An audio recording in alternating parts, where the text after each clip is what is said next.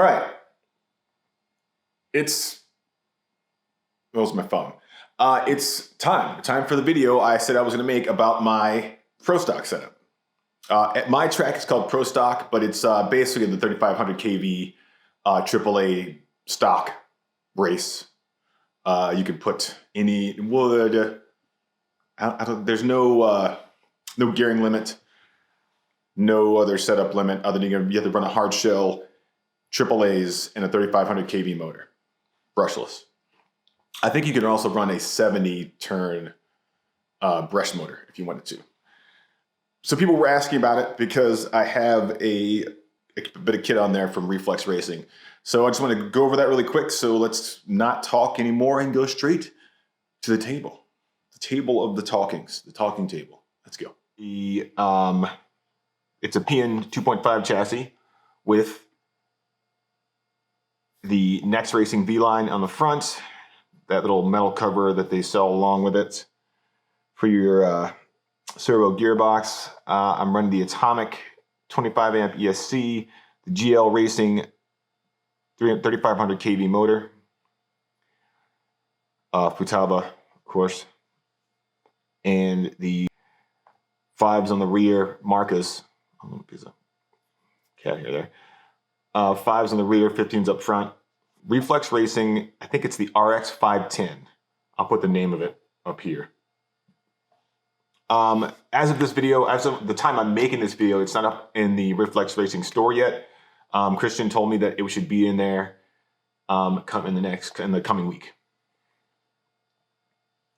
So, what's the benefit? Well, the benefit is that I believe this is probably the lowest center of gravity that you're going to get on a PN 2.5 chassis. This is a stock setup, like it's PN in the rear. This is a Root, was it 216, 214, whatever the hell that is. Rear pod, same motor, different ESC. This is the, the Evo board. If you look at the space from here to here, it's much larger than this one.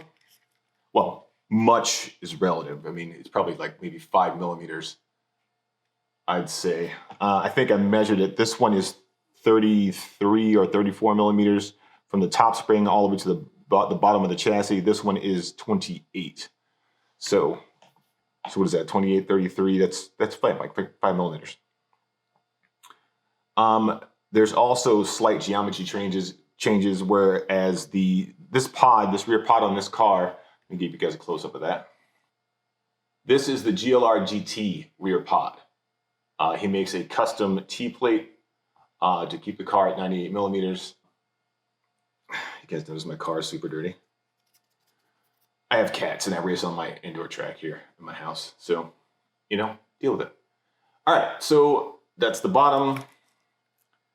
There's a close-up of the setup on the top. You might want to take note of the way the whole rear pod geometry lays down flat. Let me take this rear wheel off for you guys and get a little better picture. All right, so that's the two rear pods compared to one another. If you guys want to check out, this is a PN rear pod. And I want to compare that as well.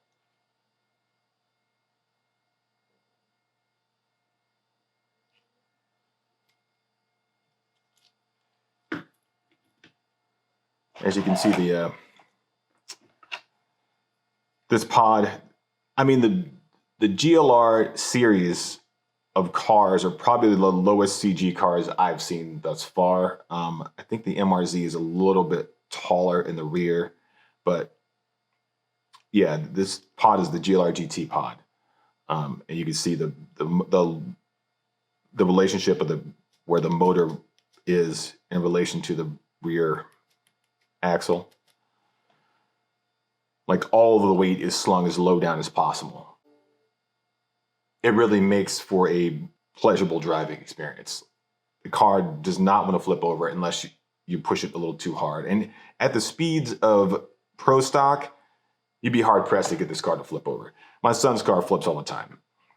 It's really, really nice. The only thing I may end up taking off of this car is that metal top cover, this thing up here, just to see if I can get some more weight off, like from above this line, you know? But right now, it drives fantastic. It's one of my most favorite cars. The rear setup, I'm gonna give you guys a picture. So the parts he sends you are these plates, the springs that go on the plates, this piece of carbon here, and this other piece of carbon here that the spring mounts on. This one, let me see if I can see it, yeah. So this one right here, that the spring mounts on is one piece. That would be the equivalent to this piece right here on this car. If you have the PM one, this little plate here with a little piece that hooks onto your spring. And that other larger piece is the same as this piece. That other large piece is the same as this piece here. So there you go. Not too hard. You're going to get 2 screws in the kit. The 2 longer screws go here and here. Longer screws go there. That one and that one. Ooh, I'm looking at the camera trying to do this and not looking at the car.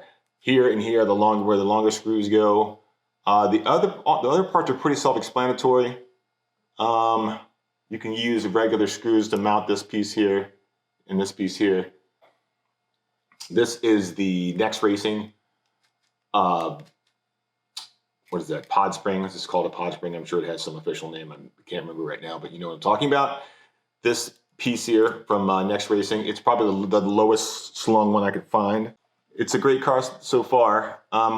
If you see my ESC is buried, focus here.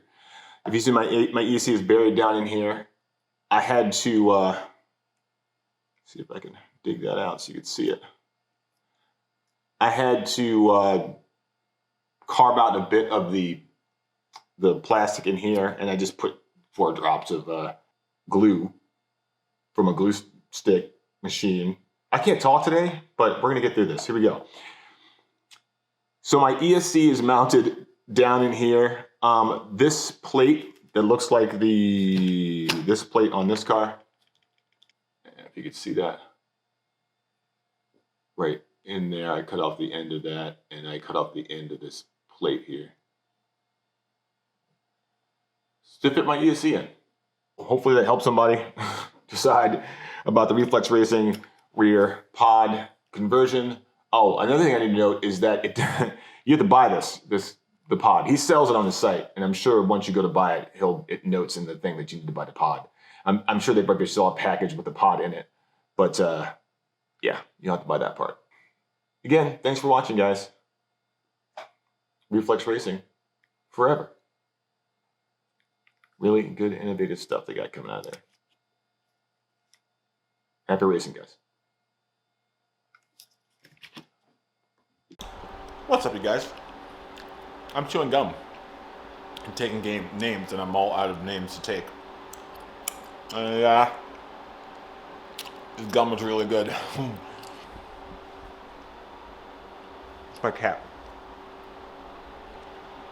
BQE.